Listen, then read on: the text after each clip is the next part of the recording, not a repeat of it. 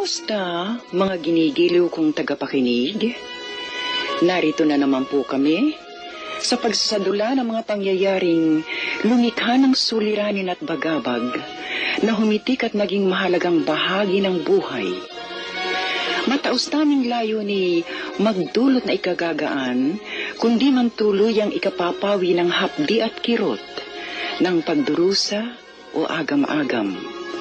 Sa huli, ako po'y mag-uukol lang maikling panukala o kuro-kuro na sana'y makasiya sa may-ari ng salaysay, makaaliw sa marami, at kapulutan ng aral ng ibang ang isip ay hinilam ng nanghinang kalooban at nagkulang ng tiwala sa sariling kakayahang bathi ng pagsubok ng kapalaran.